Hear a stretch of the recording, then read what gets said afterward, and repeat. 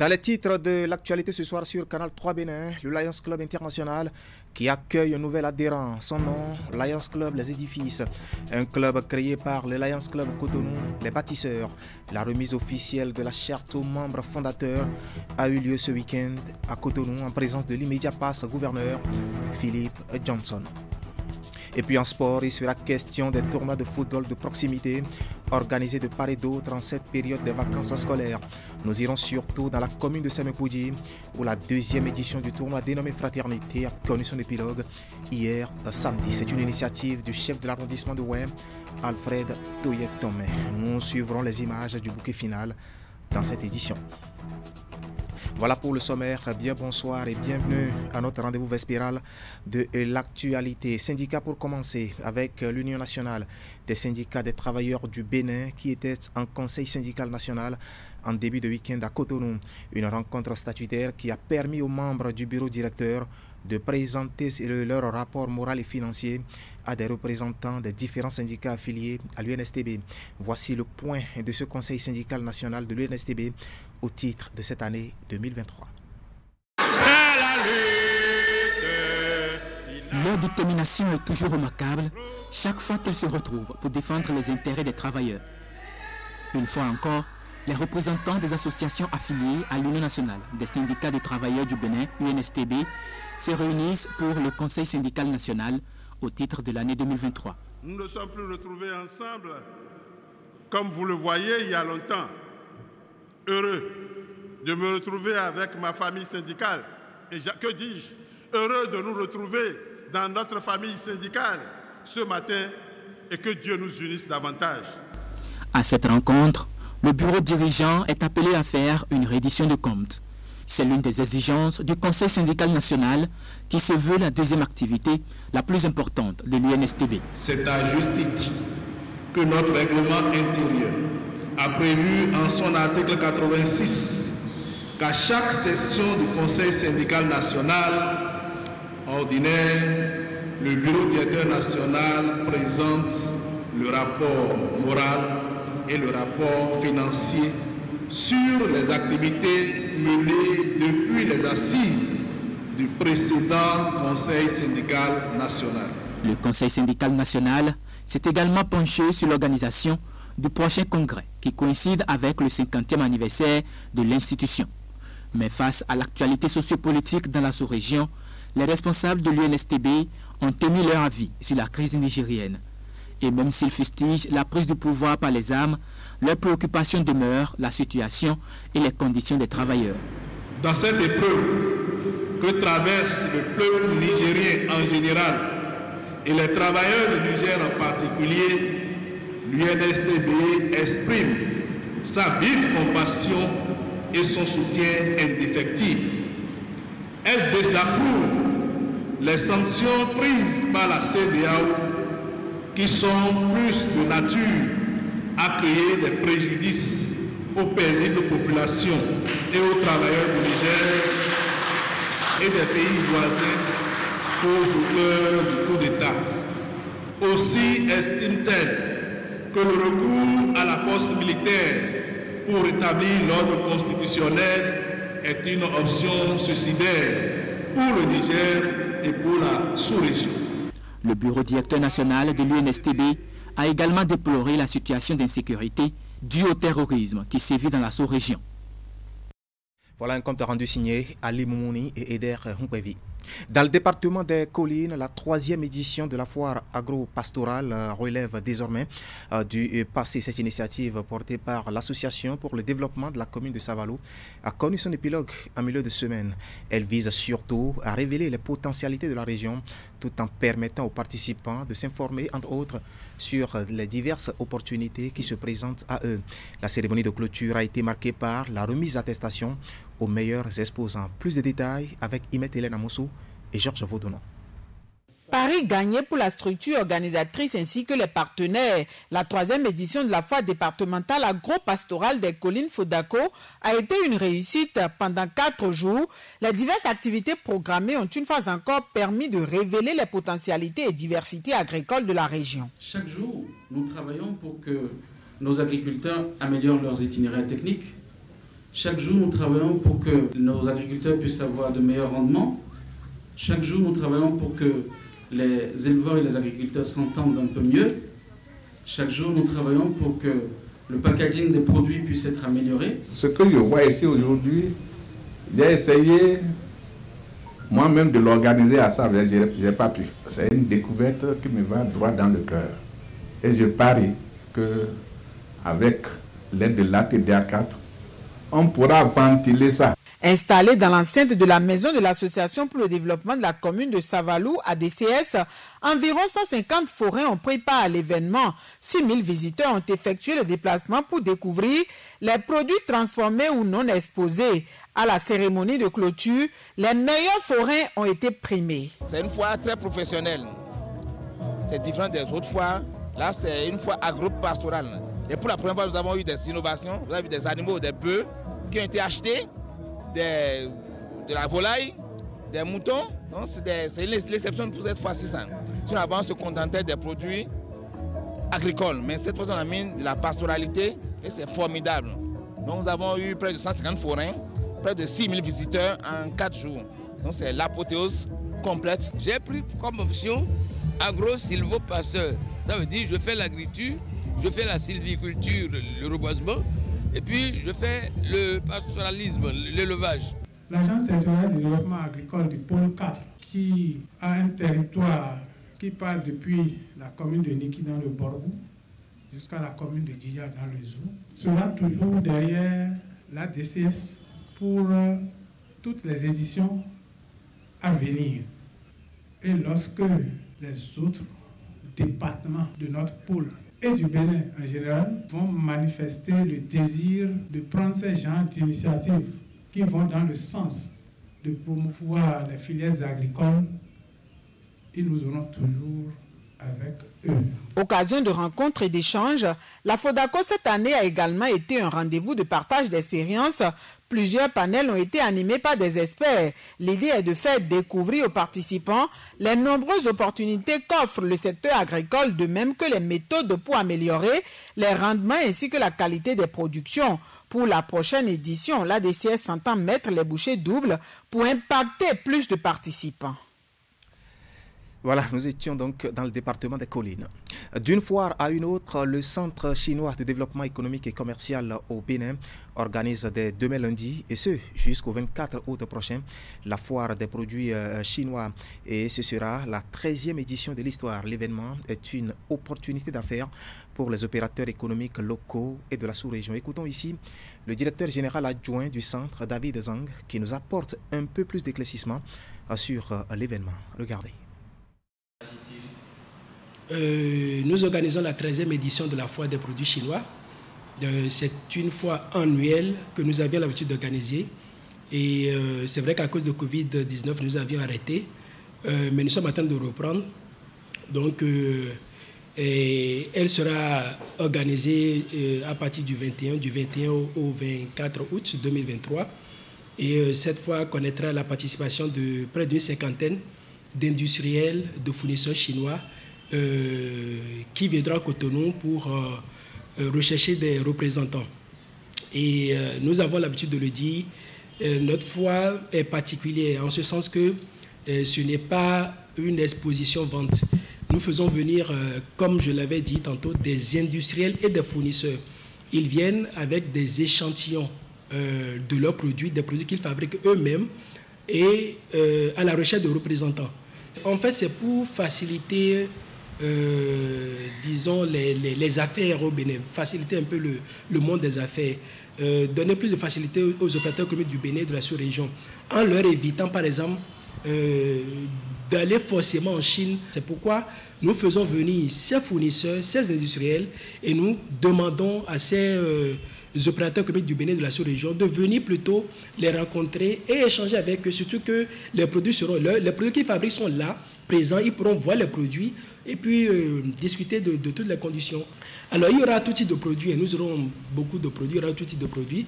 Nous aurons les produits mécaniques, les produits électriques, nous aurons les matériaux de construction, nous aurons les produits alimentaires, nous aurons les LED, les lampadaires solaires, nous aurons les produits pharmaceutiques, un peu de tout. Alors ce que nous souhaitons, c'est quoi? Nous invitons tous les hommes d'affaires, nous invitons les importateurs, les opérateurs économiques, non seulement du Bénin, mais des pays de la sous-région ouest africaine. Nous leur demandons de ne pas rater cette opportunité. Nous leur demandons de saisir cette opportunité-là, de venir rencontrer ces industriels, ces fournisseurs qui ont quitté la Chine, rien que pour eux. Voilà, dans le reste de l'actualité ce soir, les organisateurs du festival des meilleurs instrumentistes d'Afrique et ceux de l'association Nord-Ouest Culture qui se donnent la main pour promouvoir et valoriser les musiciens instrumentistes du Bénin de la sous-région. C'est à travers une signature d'accord qui s'est déroulée en début de week-end à Cotonou. L'acte s'inscrit surtout dans le cadre de la 8e édition du festival MIA qui est prévu pour se tenir du 24 novembre au 2 décembre 2023. Les détails, c'est avec Ingrid Day et Rachidi Soubero. Les dés ont été jetés depuis Lomé, la capitale du Togo. Le rêve se concrétise aujourd'hui à Cotonou à travers cette signature de convention entre les organisateurs du festival des meilleurs instrumentistes d'Afrique et ceux de l'association Nord-Ouest Culture. Par cet engagement, ces deux partenaires ambitionnent promouvoir et valoriser les musiciens instrumentistes du Bénin et de la sous-région. Nous ciblons des festivals qui ont déjà une certaine assise dans le monde culturel. Et le festival MIA est un festival d'art de spectacle qui met en avant les instrumentistes. C'est un festival qui dure dans le temps et nous avons senti la nécessité de pouvoir mobiliser des journalistes pour créer des contenus culturels sur le festival et participer, contribuer à son rayonnement. Ainsi scellé, cet accord de partenariat entre les deux structures annonce les couleurs de la 8e édition du Festival des meilleurs instrumentistes d'Afrique prévu du 24 novembre au 2 décembre 2023. L'innovation de cette année, c'est la participation des orchestres traditionnels au Festival MIA.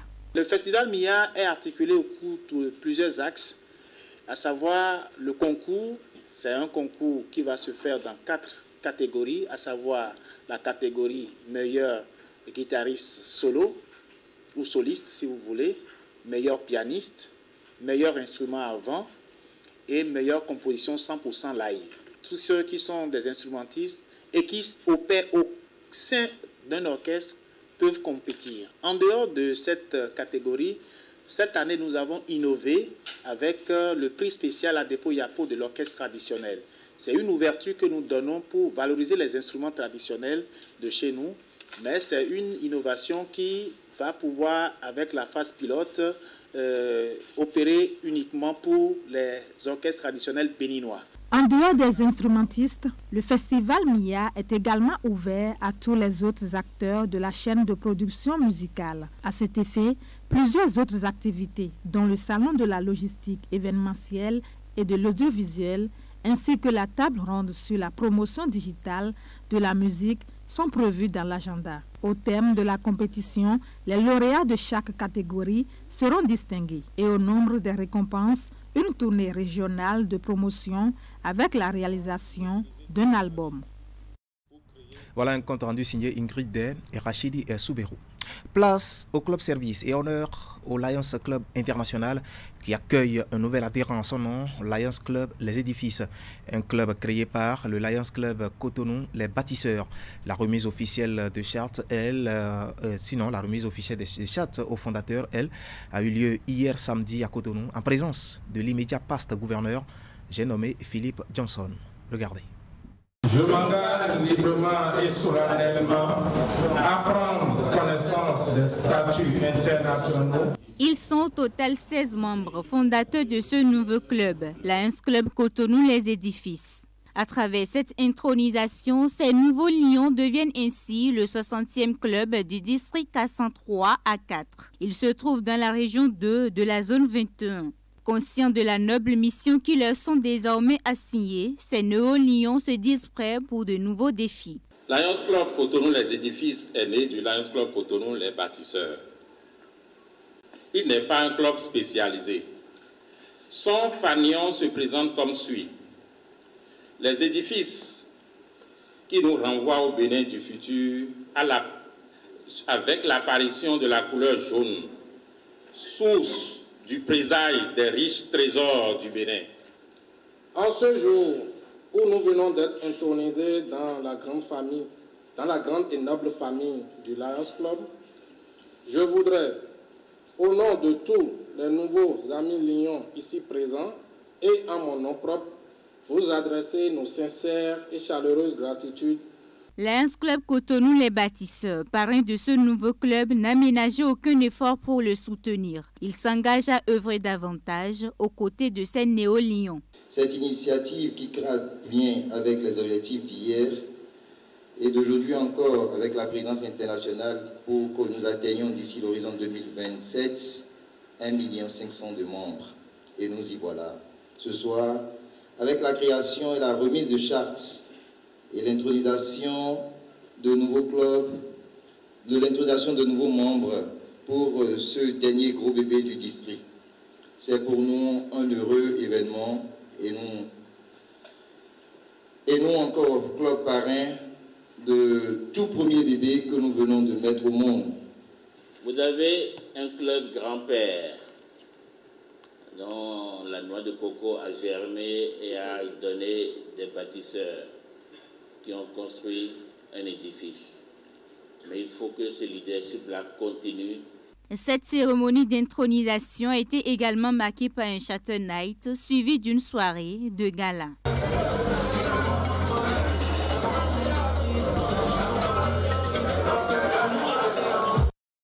Voilà, parlons encore vie associative avec des descendants de la collectivité Bonyokwe qui étaient ensemble il y a de cela quelques jours pour réfléchir et trouver les moyens de resserrer les liens entre les enfants des différentes familles alliées venus de différentes localités du pays et surtout d'Adakplamé, leur village d'origine dans la commune de Kétou. Eh bien, ils ont placé leur retrouvailles sous la bénédiction divine à travers une messe d'action de grâce. On va faire le point avec Imet Hélène Amoussou et Georges Vautona. Réunis la plupart pour la première fois, ces hommes et femmes sont tous des descendants de la collectivité Bouyonkwe, venus de l'ensemble du territoire national, principalement de leur village d'origine à Dakplamé, dans la commune de Kétou. Ils rendent ici hommage à leurs aïeux, les frères Arwangan, Tokpo et Glessoubé, véritable démonstration de la grandeur des familles Tcholou, Yerwetome, Lanyi, Sokese, Toke et Avokpe. Ce rassemblement a aussi été un moment de brassage. Il a permis aux uns et aux autres de se connaître davantage et de resserrer les liens. Nous avons pris l'initiative de nous réunir, de nous regrouper pour se connaître, pour que les enfants d'une même collectivité, d'un même sang, puissent cultiver la fraternité, la cohésion. Et c'est la première édition de cette fête de retrouvailles. Cette fête m'a permis de connaître ces familles alliées et de savoir que même paternellement, je suis encore lié par mes grands-parents à cette famille maternelle. C'est une belle initiative et je remercie beaucoup. Et mon oncle, Yerwetome Boniface, l'honorable, pour cette initiative. Et je voudrais que ça se répète. Démarrées par une messe d'action de grâce, ces retrouvailles ont duré toute une journée et elles se sont poursuivies après la célébration eucharistique par des échanges et diverses autres activités culturelles. Occasion de revisiter l'histoire, les manifestations ont été le cadre pour ces filles et fils natifs de Dotan dans la commune de Zapota de découvrir davantage leur origine. Nos aïeux sont partis du plateau de Kétou à Dakplamé. Ils étaient 3. Et ils ont suivi Nazoïdi, la maman de Glélé. Et les 3 se sont établis ici à Dotan. C'est eux qui ont créé Dotan. Parmi eux, il y a Glessoubé, qui est le père de notre grand-père. Je remercie l'honorable Yerwetome pour cette initiative parce que l'homme qui est sans culture et sans tradition perd toute valeur sur cette terre. Pour moi, tous les peuples ou toutes les familles ou collectivités de Zapota doivent pouvoir organiser une telle manifestation pour que nos origines lointaines, moyennes et immédiates soient connues par nos propres enfants et nous-mêmes. Du clan Djeto, les frères et sœurs, cousins et autres parents alliés ont réfléchi, décidé et pris des initiatives pouvant leur permettre de plus se découvrir. Le rendez-vous a pris fin par un festin. Chacun est retourné chez lui avec satisfaction et l'espoir que la prochaine rencontre sera plus grandiose. Oui, ils ont montré surtout la nécessité de se ressourcer. En sport, nous allons nous intéresser au tournoi de football de proximité organisé de part et d'autre en cette période des vacances scolaires. Allons d'abord dans la commune de Semepouji, où la deuxième édition du tournoi dénommé Fraternité a connu son épilogue hier samedi. C'est une initiative du chef de l'arrondissement de Oué, j'ai nommé Alfred Touyetomé. Retour ici sur la grande finale de la compétition. Pour ce clap de fin du tournoi Fraternité, le match à suivre opposait sur le terrain local à la Koro, AS Aïdjedo en bleu à Vipik en jaune rayé. Des équipes qui s'étaient déjà affrontées en poule avec à l'arrivée une victoire des Bleus. En dépit de la menace constante de Dame Nature, les fans de foot de la commune de Semepouji ont massivement fait le déplacement. Au terme d'une rencontre âprement disputée, c'est AS Aïdjedo qui l'emporta sur un score étriqué de 1-0.